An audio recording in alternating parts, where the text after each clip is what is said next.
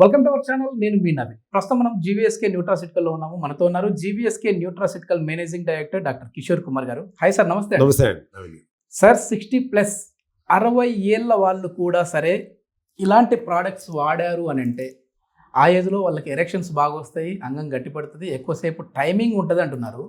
ఇవన్నీ ఏంటి, బిజినెస్ స్ట్రాటజీనా లేకపోతే ఏంటి సార్? ఎందుకంటే నేను న్యూట్రాసిటికల్ ఒకదాన్ని అనట్లేదు. ఇక్కడ ఎవరు చూసినా సరే ఈ ఏజ్లో ఇది వేసుకుంటే గంట చేస్తారు, అర్ధగంట చేస్తారు, అసలు ఆపకుండా చేస్తారు. ఈ టైటిల్ నిజంగా చాలా గోల పెట్టేసేస్తూ ఉన్నాయి. సో అది ఊరికే పబ్లిసిటీ ప్రమోషనా లేకపోతే నిజంగానే ఆ కెపాసిటీ ఉందా వీటికి? మంచి క్వశ్చన్ అండి. అది శరీరంలో ప్రతి కణానికి కూడా ఒక నిర్దిష్టమైనటువంటి సమయం ఉంటుంది. అంటే ఆ కణం వైట్ బ్లడ్ సెల్స్ కానీ రెడ్ బ్లడ్ సెల్స్ కానీ ఇంకోటి ప్రతిదీ కూడా ఒక నిర్దిష్టమైనటువంటి సమయం తర్వాత 90 days 120 days తర్వాత అది డిస్ట్రాయ్ అయిపోయి దాని ప్లేస్లో లివర్ బ్లడ్ సెల్స్ అయితే లివర్ మళ్ళీ కొత్త రక్త కణాలని ప్రొడ్యూస్ చేస్తుంది. వైట్ బ్లడ్ సెల్స్ అంతే. ఈవెన్ మనకి కనిపించేటటువంటి ప్రతి కణము కూడా అది నెలక 2 నెలలక 4 నెలలక సంవత్సరానిక అనేటటువంటిది జరుగుతూనే ఉంటుంది. అంటే ఒక ఓవర్ ఏ పీరియడ్ ఆఫ్ టైంకి you are a brand new. అర్థమైంది? అంటే నేను పుట్టినప్పుడు ఉన్నటువంటి కణం ఇప్పుడు నా శరీరంలో ఉందా అంటే ఉండదండి. ఓకే, నా శరీరంలో ఉండదండి. ఎప్పటికప్పుడు అది డిస్ట్రాయ్ అయిపోతూ దాని ప్లేస్లో కొత్త కణాలని ఇస్తూ ఒక నిర్దిష్టమైనటువంటి సమయంలో బ్రాండ్ న్యూ బాడీ మనకు తయారవుతుంది. ఇది నేను చెప్పింది కాదు, సైంటిఫికల్గా ప్రూవ్ అయ్యింది. మీకు ఒక మంచి బుక్ కూడా చెప్తాను ఈ సందర్భంలో. ద సీక్రెట్ అనేది ఒక బుక్ ఉంటుంది, దాంట్లో చదవండి. అంటే ఈ ఫారినర్స్ కూడా ఎంత చక్కగా వివరించారు సైంటిఫిక్ అనేటువంటిది మీకు అర్థమవుతుంది. కింద మీరు పెట్టండి ది సీక్రెట్ అనే బుక్, దాంట్లో చెప్తారు. అంటే ఇక్కడ మన ఆలోచన విధానాల వల్ల లేదా మన ఆహారపు అలవాట్ల వల్ల మన శరీరం మనకి ఏజ్ వచ్చేసిందని మనం అనుకుంటున్నాం. బట్ శరీరానికి ఏజ్ అనేది లేదు. ఓకే, ఎప్పటికప్పుడు మన శరీరం బ్రాండ్ న్యూగా ఉండాలని కోరుకుంటుంది. బట్ ఇక్కడ వచ్చేటటువంటి లోపం ఎక్కడ వస్తుంది అని అంటే ఆలోచన విధానం, ఆహారం, ఈ రెండే. 60 ఏళ్ల వయసున్న వాళ్ళు ఇవాళ మీరు 100 మందిలో తీసుకుంటే సెక్స్లో సమర్థవంతంగా పాల్గొనే వాళ్ళు ఎంతమంది ఉన్నారనుకుంటున్నారు మీరు? 50% ఉంటారు సార్. అంటే ఏంటి అర్థం? ఆ 50 మెంబర్స్కి 60 ఏళ్ళు రాలేదని అర్థమా? 20 ఏళ్ళు వచ్చినట్టు అర్థమా? లేదా వాళ్ళు ఏమన్నా వేరే బ్రాండ్ ఫ్యాక్టరీ నుంచి ఏమన్నా వచ్చారా? లేదు. అంటే కొంచెం టెన్షన్ ఫ్రీ ఉన్న వాళ్ళకి కూడా బాగుంటుంది అంటుంటారు. అప్పుడు నేను అదే చెప్పాను కదా, ఆహారం ఆలోచన రెండే. మళ్ళీ మీరు అదే చెప్తున్నారు. సో నేను చెప్పేది కూడా అదే సార్. ఇవాళ 60 ఏళ్ల వయసు వచ్చిన వాళ్ళలో ఎంతమంది సక్సెస్ఫుల్గా పార్టిసిపేట్ చేస్తున్నారు, ఎంతమంది చేయలేకపోతున్నారు? అంతెందుకు సార్, నేను లాస్ట్ మీ ఇంటర్వ్యూలో కూడా చెప్పాను, ఇవాళ ఫిల్మ్ యాక్టర్స్లో 60-70 ఏళ్ళు ఉన్నవాళ్ళు ఉన్నారా? మన ఇళ్ళకాడ 50 ఏళ్ళ వయసు ఉన్నవాళ్ళు ఉన్నారా? మరి వాళ్ళని వెళ్ళి పక్కన పెట్టి చూడండి, వాళ్ళలాగా డ్యాన్స్ చేయగలుగుతారా? వాళ్ళలాగా ఉండగలుగుతారా? ఆ ఫిట్నెస్ ఎక్కడి నుంచి వచ్చింది? ఫుడ్, వ్యాయామం వల్ల వచ్చింది, ఆలోచన వల్ల వచ్చింది, న్యూట్రిషన్ వల్ల వచ్చింది. ఇది నమ్ముతారా? ఇప్పుడు నా ప్రోడక్ట్స్, మనం ఇచ్చేటటువంటి సప్లిమెంట్స్ ఉపయోగం ఉంటుందా లేదో మీరే చెప్పండి. అంటే లాజికల్గా సైంటిఫికల్గా అయితే ఉపయోగం ఉంటుంది సార్. అదే చెప్తున్నాను. వాళ్ళు 60 ఏళ్ళు వచ్చిన వాళ్ళకి సహజంగా యాక్చువల్గా ఏంటంటే ఒక 25 ఏళ్ళు వచ్చే వరకు ఆందోళనకరమైన జీవితం, సక్సెస్, చదువులు, వీటి మీద అక్కడి నుంచి మ్యారేజ్, 1 సంవత్సరం 2 సంవత్సరాలు ఆనందమైన జీవితం గడపగానే పిల్లలు, మళ్ళీ వాళ్ళని పెంచడం, పెద్ద చేయటం, వాళ్ళ పెళ్ళిళ్ళు, అది ఇదంతా అయిపోయిన తర్వాత అమ్మాయ నాకేముంది, నా బాధ్యతలన్నీ అయిపోయినాయి అనుకునేటప్పటికీ 60 ఏళ్ళు 65 ఏళ్ళు రిటైర్మెంట్.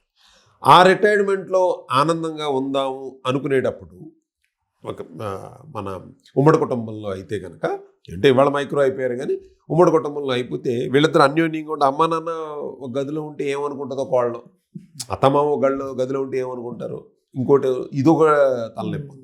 పోనీ అలా అనుకుని వాళ్ళిద్దరు ఎక్కడెక్కడ ఉంటున్నారు, వీళ్ళిద్దరు అన్యోన్యంగా ఉందామా అని అనుకుంటే మీరు అన్నట్టు శరీరం సహకరించదు. అంటే వీళ్ళిద్దరికి ఆ కోరికలు కలగట్లేదు అని అంటే హార్మోనల్స్ ప్రాబ్లమే అని చెప్తాను నేను. Okay okay. అంగం గట్టిపడట్లేదంటే ఆహార లోపాలనే చెప్తాను. ఒకవేళ కొద్దిమందికి ఈ కోరికలు ఉంటాయి అయినప్పటికీ సహకరించదు, అంగం గట్టిపడదు. అంటే అప్పుడు ఏంటి అంటే గట్టిపడకపోవడానికి గల కారణం ఏంటి? బ్లడ్ సర్క్యులేషన్ సరిగా లేదు. బ్లడ్ సర్క్యులేషన్ బాగాలేదు. ఎయిదర్ ఒబిసిటీతో బాధపడుతున్నాడు, లేదు డయాబెటీస్. అర్థమైందండి? డయాబెటీస్తో ఉండొచ్చు, ఒబెసిటీతో ఉండొచ్చు, లేదా పూర్ బ్లడ్ సర్క్యులేషన్ సిస్టమ్ అన్నా ఉండొచ్చు. ఈ మూడే కదా కారణాలు. సార్ నాకు డయాబెటిక్ వచ్చింది, ట్యాబ్లెట్స్ వేసుకుంటున్నాను. నాకు బీపీ కూడా ఉంది, ట్యాబ్లెట్స్ వేసుకుంటున్నాను. నాకు 65 ఏళ్లలో నేను ఇంటికాడ ఉన్నాను కాబట్టి దాన్ని పార్టిసిపేట్ చేయాలి. ఫస్ట్ దేని మీద కాన్సన్ట్రేట్ చేయాలి నువ్వు? దాని మీద, మన ఆరోగ్యం మీద కాన్సన్ట్రేట్ చేయాలి. దాన్ని లైఫ్ స్టైల్ మాడిఫికేషన్స్. ఓకే, డయాబెటిక్ని ఎట్లా తగ్గించుకోవాలో ఫస్ట్ చేయండి. ఆటోమేటిక్గా ఆలోచన విధానాలు. ఇప్పుడు డయాబెటీస్ మందులు ఎక్కువ వాడడం వల్ల కూడా ఈ ప్రాబ్లం వస్తుంది సార్? మీరు డయాబెటిక్ మందులు అంటే ఏంటి సార్? ఇదే ఇప్పుడు ఇంగ్లీష్ మందులు అయితే మెట్ఫార్మిన్ వాడుతున్నారు. కెమికల్. ఎస్. దాని మీద ఏమి రాసి ఉంటుందో ఒకసారి చూడండి సార్. పారాసిటమాల్ స్ట్రిప్ మీద ఏం రాసి ఉంటుందో తెలుసా? కాషన్. ఇప్పుడు మనం దీని మీద smoking to injuries to health అని మనం సిగరెట్ ప్యాకెట్ మీద, ఆల్కహాల్ మీద ఎలాగైతే రాస్తున్నారో పారాసిటమాల్ మీద కూడా రాస్తారు. Okay okay. ఏం కాసని రాస్తారు? If the more consumption of the paracetamol liver effect అవుతుంది అని రాస్తారు. ఓహో, అవన్నీ మనం చదవరు. ఏదో బఠానీలు వేసుకున్నట్టు వేసేసుకోవాలి. పారాసిటమాల్ రాగానే పొద్దునోటి సాయంత్రం వాడు క్లియర్ ఇండికేట్ చేస్తాడు మీ లివర్ ఇంపాక్ట్ అవుతుంది డోస్ మించి కనుక వాడితే అని అంటాడు. అంటే ఏంటి అర్థం? డాక్టర్ చెప్పినప్పుడు వేసుకోవాలి, కానీ మన ఇష్టం వచ్చినప్పుడు వేసుకుంటారు. అది అలాంటి ఒక జ్వరం తగ్గడానికి పారాసిటమాల్కి ఆ కాషన్ ఉన్నప్పుడు మీరు రోజు డయాబెటిక్ వాడేది, బీపీ వాడేదానికి కాషన్స్ లేవా?